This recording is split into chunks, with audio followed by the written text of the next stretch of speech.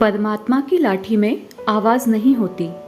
एक साधु वर्षा के जल में प्रेम और मस्ती से भरा चला जा रहा था कि साधु ने एक मिठाई की दुकान को देखा, जहां एक कढ़ाई में गर्म दूध उबाला जा रहा था तो मौसम के हिसाब से दूसरी कढ़ाई में गर्मा गर्म जलेबियां तैयार हो रही थी।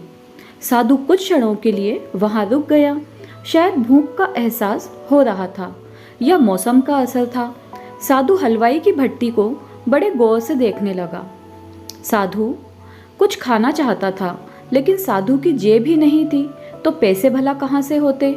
साधु कुछ पल भट्टी से हाथ सेकने के बाद चला ही जाना चाहता था कि नेकदिल हलवाई ने रहा न गया और एक प्याला गर्म दूध और कुछ जलेबियां साधु को दे दी।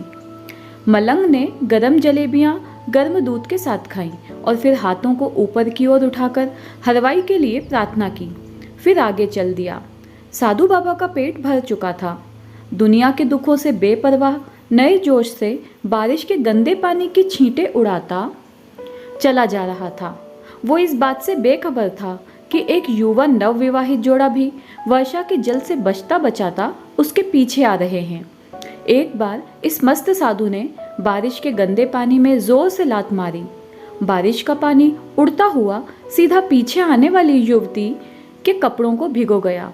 उस औरत के कीमती कपड़े कीचड़ से लथपथ हो गए। उसके युवा पति से ये बात बर्दाश्त नहीं हुई, इसीलिए वो आस्तीन चढ़ाकर आगे बढ़ा और साधु को कपड़े से पकड़कर कहने लगा, अंधा है, तुझको दिखाई नहीं देता?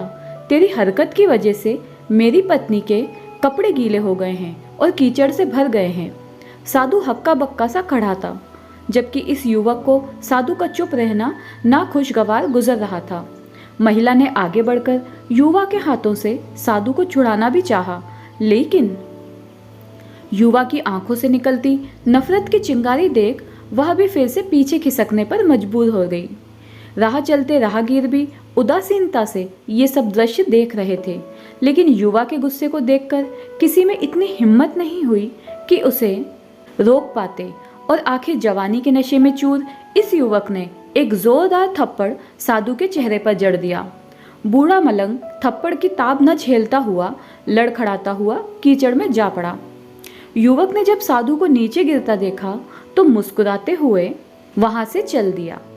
बूढ़े साधु ने आकाश की ओर देखा और उसके होंठों से निकला, वाह मेरे भगवान, कभी गर्म दूध जलेबियां और कभी गर्म थप्पड़, लेकिन जो तू चाहे मुझे भी वही पसंद है। ये कहता हुआ एक बार फिर अपने रास्ते पर चल दिया।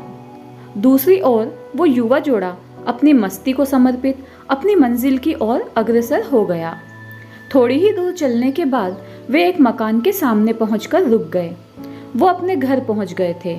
वो युवा अपनी जेब से चाबी निकालकर अपनी पत्नी से हंसी मजाक करते हुए ऊपर घर की सीढ़ियां तय कर रहा था। बारिश के कारण सीढ़ियों पर फिसलन हो गई थी। अचानक युवा का पैर फिसल गया और वो सीढ़ियों से नीचे गिरने लगा। महिला ने बहुत जोर से शोर मचाकर लोगों का ध्यान अपने पति की ओर आकर्षित करने लगी, जिसकी वजह से काफ़ी लोग तुरंत सहायता के लिए युवा की ओर लपके, लेकिन देर हो चुकी थी। युवक का सिर फट गया था और कुछ ही देर में ज़्यादा खून बह जाने के कारण इस नौजवान युवक की मौत हो चुकी थी। कुछ लोगों ने दूर से आते हुए साधु बाबा को देखा तो आपस में कानाफूसी होने लगी कि निश्चित रूप से इस साधु बाबा ने थप्पड़ खाकर युवा को श्राप दिया है, अन्यथा ऐसे नौजवान युवक का केवल सीढ़ियों से गिरकर मर जाना बड़े अचंभे की बात लगती है। कुछ मन चले युवकों ने ये बात सुनकर साधु बाबा को घेर लिया। एक युवा कहने लगा, आप कैसे भगवान के भक्त हैं जो केवल एक थप्पड़ के कारण युवा को श्राप दे बैठे? भगवान के भक्तों में रोष व गुस्सा हरगिज नहीं होता। आपको जरा सी असुविधा पर भी धैर्य न कर सके? साधु बाबा कहने लगे, भगवान की कसम, मैंने इस युवा को श्राप नहीं दिया। अगर आपने श्राप नहीं दिया तो ऐसा नौजवान युवा सीढ़ियों से गिरकर कैसे मर गया? तब साधु बाबा ने दर्शकों में से एक अनोखा सवाल किया कि आप में से कोई इस घटना का चश्मदीद गवाह मौजूद है? एक युवक ने आगे बढ़कर कहा, हमने इस सब घटना का चश्मदीद गवाह हूँ। साधु ने अगला सवाल किया, मेरे कदमों से जो कीचड़ उछला था, क्या उससे युवा के कपड़ों को दागी किया था? युवा बोला, नहीं, लेकिन महिला के कपड़े जरूर खराब हो गए थे। मलंग ने युवक की बाह को थामते हुए पूछा, फिर युवक ने मुझे क्यों मारा?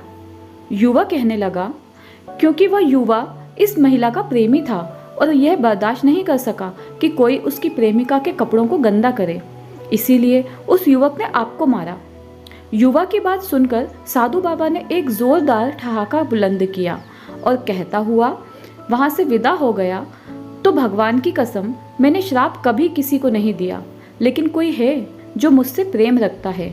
अगर उसका यार सहन नहीं कर सका तो मेरे यार को कैसे बर्दाश्त होगा कि कोई मुझे मारे? और वो इतना शक्तिशाली है कि दुनिया का बड़े से बड़ा राजा भी उसकी लाठी से डरता है। उस परमात्मा की लाठी दिखती नहीं और आवाज़ भी नहीं करती, लेकिन पड़ती है तो बहुत दर्द देती है। दोस्तों, हमारे कर्म ही हमें उसकी लाठी से बचाते हैं, बस कर्म अच्छे होने चाहिए। तो ये थी हमारी आज की छोटी सी कहानी। आपको कैसी लगी कमेंट करके हमें ज़रूर बताएं। अगर आप हमारे चैनल पर नए हैं तो प्लीज़ हमारे चैनल को सब्सक्राइब करना ना भूलें, ताकि आपको आने वाले सभी न्यू वीडियो की अपडेट्स तुरंत मिलती रहे। कहानी पूरी सुनने के लिए धन्यवाद।